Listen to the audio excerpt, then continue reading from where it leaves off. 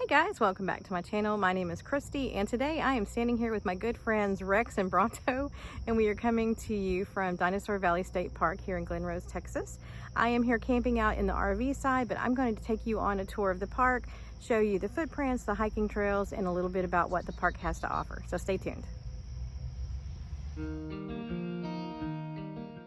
When I got here Friday morning, the park looked really empty and I didn't realize how close the spaces were until they started filling in. And let me tell you, when it's full, you have neighbors in every direction. There is no privacy. One of the very first things that you see when you come into the park are these life-size dinosaur models, and it's a great area for picture taking. People tend to gravitate here in the afternoon. There's a lot of little dinosaur facts spread around, and it's also a little picnic area so that you can hang out and watch the dinosaurs. Another thing that I thought was pretty cool about this park is located inside of the headquarters building. They have a Dinosaur Museum and they have replicas of bones and footprints and just a lot of information and details about the dinosaurs. You're not going to spend all day in here, but there's a lot of stuff for the kiddos to look at and to learn, and it's worth checking it out.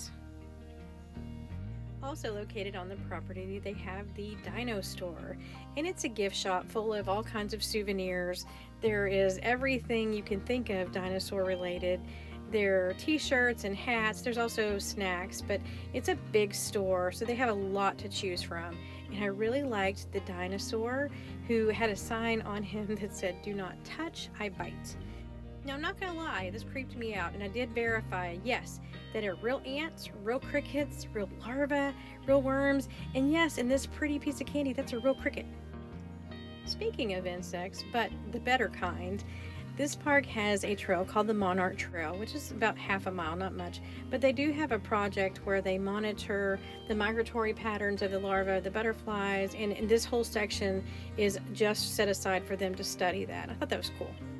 Well, of course, they're going to have a cool playground for the kiddos, but they also have a Discovery Loop trail, which is essentially just a hiking trail for the littles. It's a very short little trail, but it's chocked full of critter facts and information.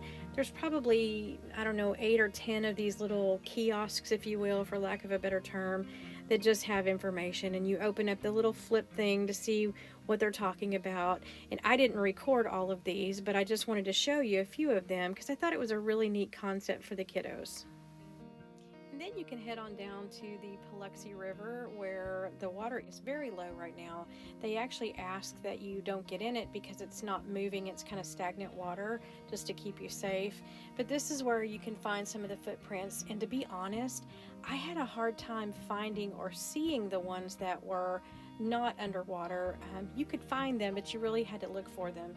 I was surprised how many adults were down here versus children and families, but I was able to locate a few, and like I said, the ones that I could really see were the ones that were underwater.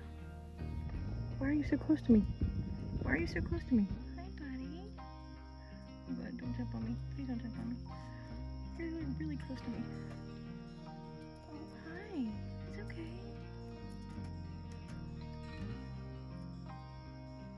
Oh. I don't know what that means when your tails are like that.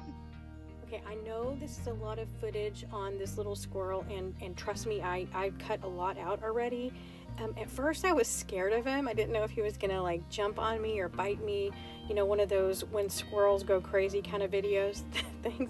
But he was so cute, and he just kept following me on this hiking trail. And the more I backed away, the more he kept following. I didn't have any food, kind of wanted to put him in my pocket and take him home. So again, apologize for the length of the squirrel video here in the middle, but really guys, he was so absolutely adorable. Like everybody should have one. Okay, moving on to another trail. Some of these trails were scary in that if you took a wrong step and took a tumble, you would fall a very long way. It was very cool, and I truly enjoyed some of these trails, but you really got to pay attention to what you're doing, and I didn't film a lot through here.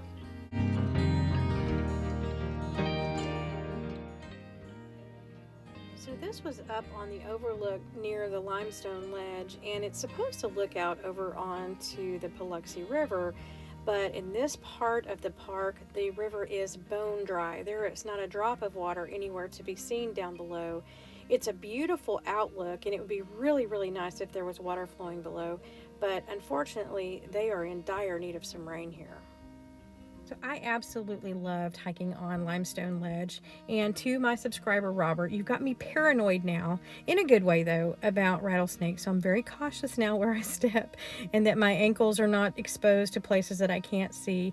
Thank you for those cautions, but I really truly did love hiking here. It was absolutely beautiful.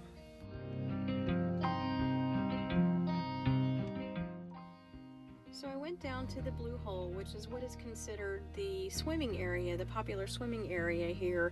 You're not allowed to get into the water because of it being so stagnant, but I wanted to give you a view of the trek down there. It's certainly not for someone who's not sure-footed. Lots of jagged rock and small spaces, and you really have to watch your step as you're coming down here. So again, it's not an easy trek for someone who is not used to those sort of things or doesn't enjoy those sort of things. When you actually get down to the swimming hole, I can definitely see the allure. It is very pretty down here. I would love to come back another time when the water's running and you would be allowed to swim, but I liked the park, and I was really surprised that it was just as much for adults as it was for the kiddos. So I'll leave you with this. When I got back to my camper, I looked out the window and guess who was sitting outside? But no worries, because I had my trusty buttons there to make sure that everything was okay. Hope you guys liked the video. Remember to enjoy those little things, and we'll see you next time.